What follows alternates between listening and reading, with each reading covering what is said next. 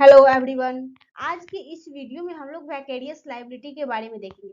हम लोगों ने पिछले वीडियो में भी वैकेरियस लायबिलिटी के बारे में बहुत कुछ देखा था कि ये क्या होता है, उसके कुछ इसेंशियल्स होता है, किसके लिए कौन लायबल होता है। चलिए देखते हैं।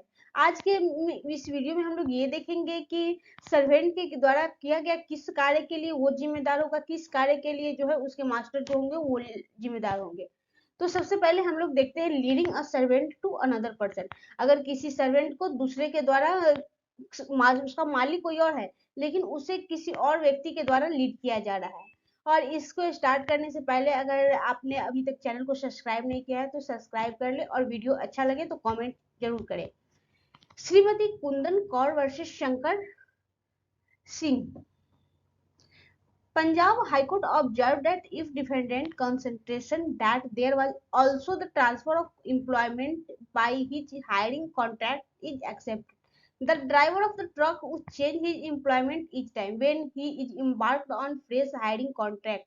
Indeed, he might change it from day to day, and this would lead to great deal of confusion and inconvenience.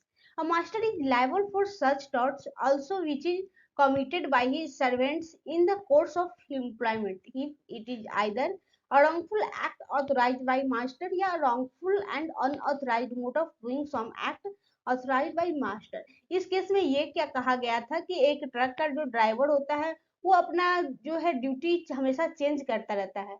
तो उसके लिए जो होता है कि अगर वो कुछ का गड़बड़ी करता है और कुछ ऐसा कोई रॉन्गफुल एक्ट करता है तो उसके लिए जो होगा वो एक मास्टर जिम्मेदार होगा, क्योंकि मास्टर के अंदर में सब होता है। और wrongful and unauthorized mode of doing some act authorized by master। अगर मास्टर के द्वारा ही कोई कार्य कहा गया है जो कि wrongful और unauthorized है तो उसके लिए भी मास्टर ही जिम्मेदार होगा। दूसरा केस से अगर सर्वेंट के द्वारा कोई फ्रॉड किया जाता है तब। तो state bank of India versus Shyama Devi का एआईआर 1978 का केस है, सुप्रीम कोर्ट का केस है। इसमें ये कहा गया था कि it was held that if customer of bank gives some amount और cheque to bank employ for being deposited in the account without obtaining any receiving for the same. कह रहा है इसमें जो कस्टमर होता है वो बैंक के किसी एम्प्लॉय को पैसा जमा करने के लिए देता है, लेकिन उसका कोई भी रिसीविंग नहीं लेता है। The bank employee is not deemed to be acting within the scope of his employment। तो क्या होता है जब पैसा देता है तब वो उस समय जो एम्प्लॉयमेंट होता वो एम्प्लॉय होता है वो अपने काम के समय में नहीं देता है। If such an employee misappropriates the amounts or proceedings of check for the personal gain। और इसके बाद क्या होता है उस अमाउंट का जो भी व्यक्ति होता है वो उसके अपने खर्चे के लिए यूज कर जाता है। तो bank can not be made liable for the same because the act of servant in the case of has been done outside the course of his employment. तो इसलिए बैंक ये कहती है कि अगर उसके द्वारा ये किए गए कार्य के लिए बैंक बिल्कुल भी जिम्मेदार नहीं होगी, क्योंकि वो उसके एम्प्लॉयमेंट के टाइम पे नहीं किया। अगर वो रिसिप्ट दिया होता और उसके बाद अगर वो कुछ अमाउंट की गड़बड़ी करता तो उसके लिए बैंक लाइबल होता। अगला है थेफ्ट बाय सर्वेंट। अगर सर्वेंट के द्वारा कोई चोरी की जाती है, the theft by servant would be an act outside the course of his employment and master can not be made liable for the same. अगर वो कोई चोरी करता है तो उसके लिए उसका मास्टर जो है लाइबल नहीं होगा। Mistake by servant. अगर सर्वेंट से कोई गलती होती है, a servant is an implied authority to protect the property of his master. एक सर्वेंट जो होता है वो अपने मालिक की प्रॉपर्टी की रक्षा करता है। It is a servant is an attempt to perform such a duty uses excessive force the act will fall in the course of his employment.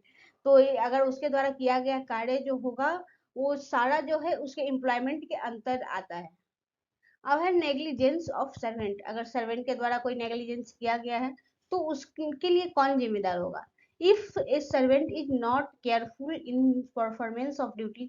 अगर कोई सर्वेंट है जो कि सही से काम नहीं कर रहा है, his conduct causes to any loss to third, उसके कारण किसी थर्ड पार्टी को जो है लॉस हो रहा है, तो master would be liable for the same. तो उसके नेग्लिजेंस के लिए मास्टर भी लायबल होगा। A servant may do some act while performing the duties assigned to him by the master of his own convenience from or comfort। Act outside the course of employment, कोई व्यक्ति वो तब करता है जब वो एम्प्लॉयमेंट में नहीं होता है।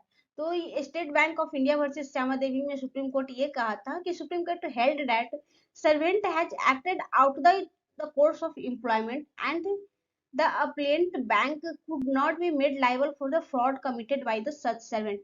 कह रहा है कि वो जब वो क्या कहते हैं ये फ्रॉड किया था तो वो जो है एम्प्लॉयमेंट में नहीं था, इसीलिए उसके द्वारा किए गए इस फ्रॉड के लिए जो है बैंक लायबल नहीं होगा।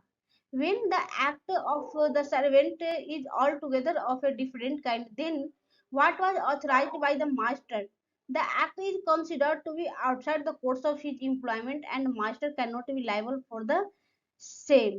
कह रहा है कि अगर किसी सर्वेंट को जो है किसी और चीज के लिए उसको हायर किया गया, लेकिन वो जो है किसी और चीज के लिए फ्रॉड करता है, तो उसके द्वारा किए गए उस कार्य के लिए भी जो होगा अगर मास्टर लायबल नहीं होगा।